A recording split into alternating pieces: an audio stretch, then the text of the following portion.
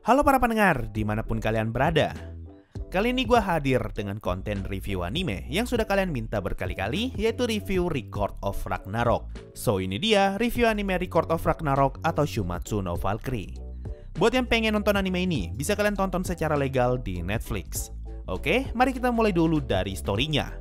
Bagi gua, story dari Shumatsu bisa dianggap sebagai sampingan dan bukan alasan utama kenapa kalian harus nonton anime ini. Inti ceritanya sangat simpel, ada dewa yang pengen musnahin manusia, tapi Valkyrie menolak, dan terjadilah duel antara dewa melawan manusia. Sesimpel itu. Jadi nggak bisa dibilang apakah ceritanya bagus atau tidak. Bahkan, cerita tentang backstory setiap karakternya bisa dianggap sebagai plot armor, yang mana kalau kalian sadar, selalu ada flashback sebelum karakternya mengeluarkan jurus baru. Nah, flashback itu akan menjadi plot armor setiap karakter agar kita bisa mewajarkan semua kekuatan baru yang akan mereka tampilkan. Jadi, buat kalian yang ngomong Zeus bisa menang melawan Adam karena plot armor, justru kalian harusnya sadar kalau seluruh anime ini isinya plot armor. Contoh paling simpel deh. Awalnya dikatakan kalau Thor membutuhkan sarung tangan agar bisa menggunakan Mjolnir. Lalu setelah sarung tangannya hancur, tiba-tiba muncul flashback baru yang menjelaskan kalau ada kesalahpahaman dalam sejarah dan sarung tangan itu sengaja Thor gunakan agar Mjolnir tidak rusak. Nah, dengan membuat sejarah versinya sendiri, autor dari Shumatsu bisa dengan bebas meletakkan plot armor di semua karakter yang dia mau dan dapat menentukan siapa di antara mereka yang akan menang. Tapi, adanya plot armor ini bukanlah sesuatu yang buruk, bahkan bisa dibilang sangat masuk akal untuk tipe cerita seperti ini.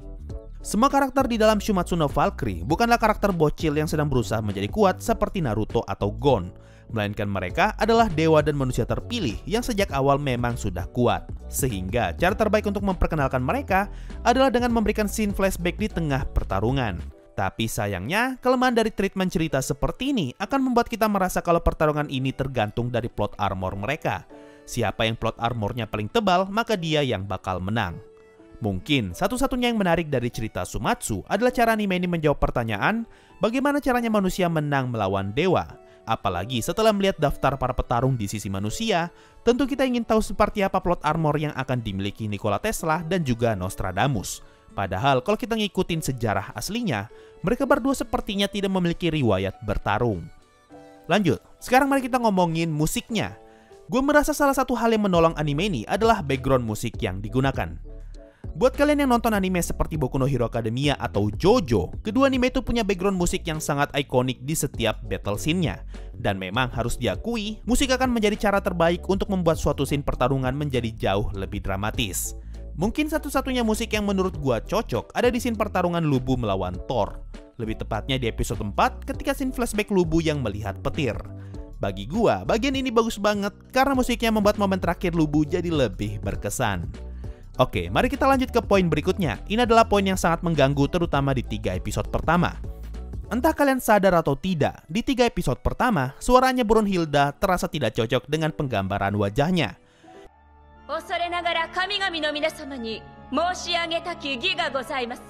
Nah, kalau kalian perhatikan wajahnya Brunhilde di 3 episode pertama, itu nggak cocok banget loh dengan mukanya.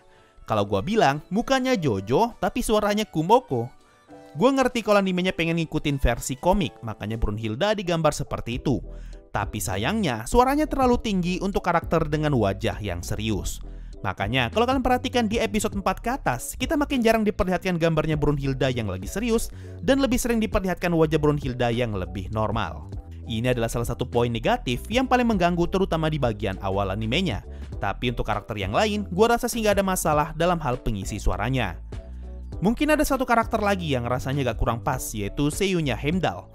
Ini gue agak bingung sih, antara suaranya yang kurang cocok sebagai announcer karena kurang bersemangat, atau karena mulutnya yang gak gerak makanya kelihatan kurang cocok. Tapi setelah nonton beberapa episode, gue tidak mempermasalahkan suaranya Heimdall.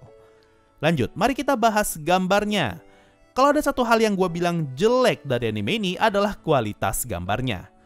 Buat kalian para pembaca manga, pasti tahu betapa bagus kualitas gambarnya. Tapi sayang sekali, versi animenya justru ampas. Nih, bakal gue sebutkan beberapa scene yang menurut gue ampas. Pertama, scene flashback Thor. Ini adalah scene flashback paling jelek yang muncul di anime ini. Bahkan saking jeleknya, gue rasa masih lebih bagus gambarnya Hachi daripada lu nontonin flashbacknya Thor. Iya, gue paham, scene flashbacknya sengaja dibuat seperti ini untuk memperlihatkan sisi jadul dengan pemilihan warna yang terlihat seperti lukisan kuno. Tapi masa iya lu ngasih scene flashback selama 6 menit dengan kualitas seampas ini? Yang mana kalau kita lihat dari animenya, scene flashback ini sudah mengambil jatah sepertiga dari episode itu. Kalau memang mau buat scene flashback dengan gaya seperti ini, yaitu semacam lukisan yang bergerak, harusnya durasinya jangan terlalu panjang. 1 atau 2 menit sudah cukup, seperti scene flashbacknya Sasaki Kojiro. Jadi kita sebagai penonton tahu kalau gambarnya sengaja dibuat seperti itu untuk dijadikan sebagai selingan saja.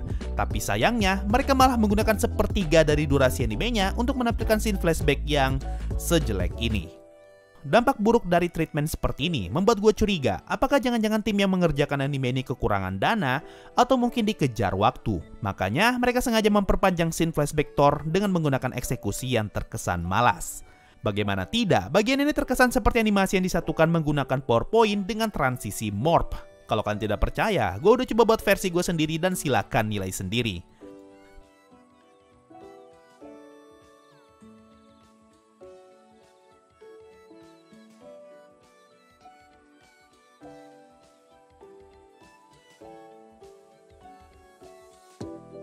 Kedua, coba perhatikan scene ini. Perbedaan art style Gold dan Brunhilde terlihat terlalu kontras.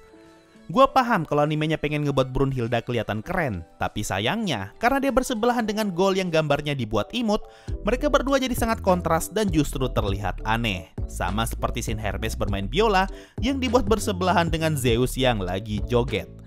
Hasilnya seperti yang kita lihat sendiri, gambarnya jadi jelek karena karakter mereka berdua terlalu kontras satu sama lain, mirip seperti Brunhilde dengan Gold. Iya, gue tahu kalau ngebuat scene animasi yang mulus itu sulit, tapi masa iya lu nampilin animasi seperti ini?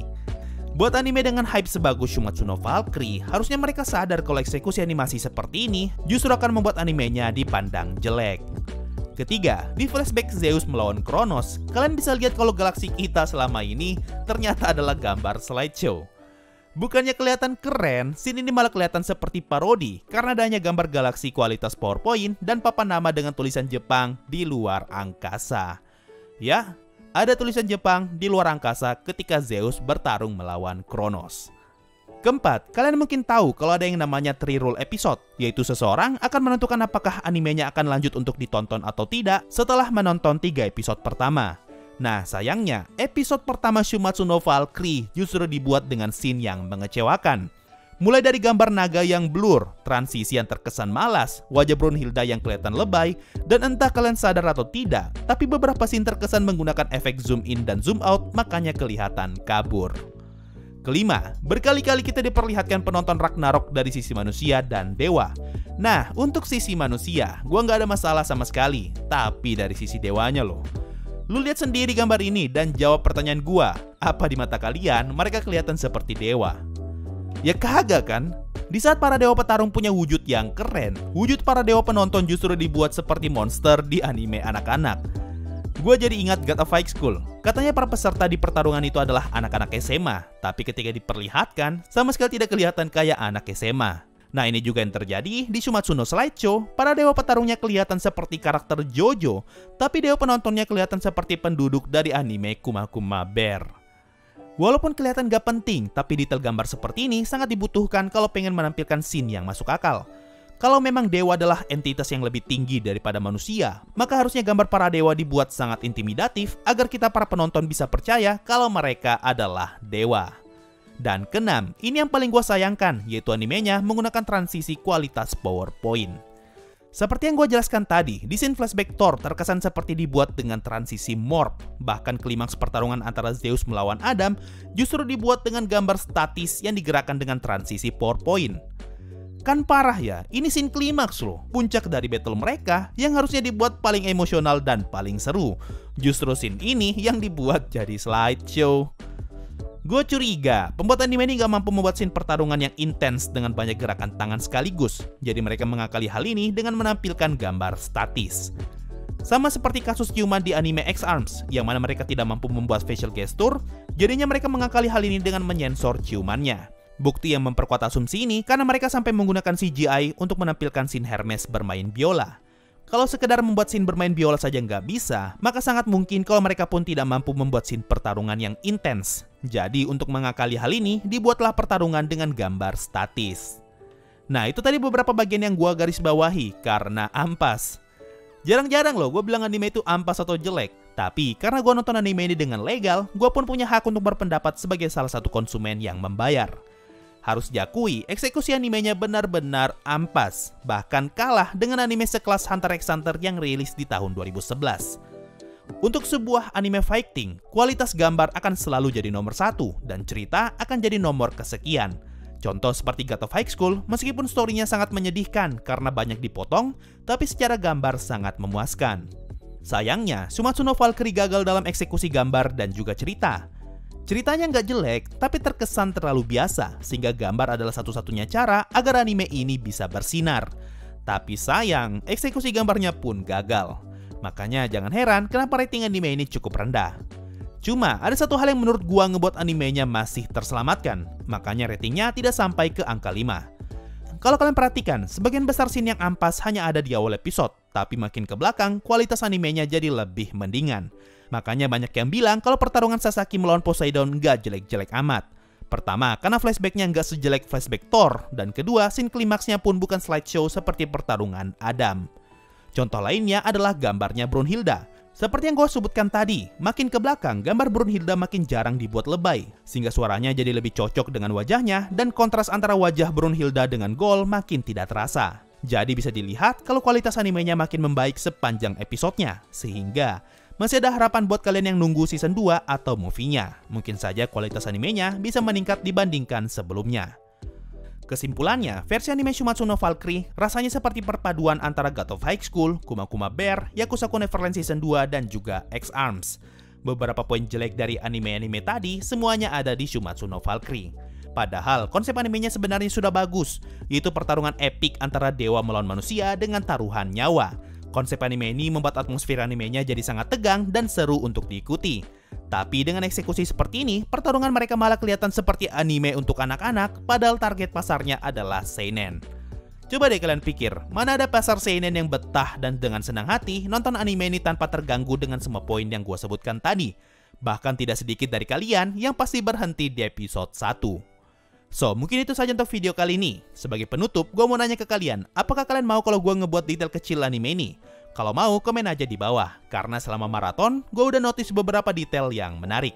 Mungkin itu saja untuk video kali ini, makasih semua yang sudah mendengarkan sampai di titik ini. Sampai jumpa di video berikutnya, dan bye-bye!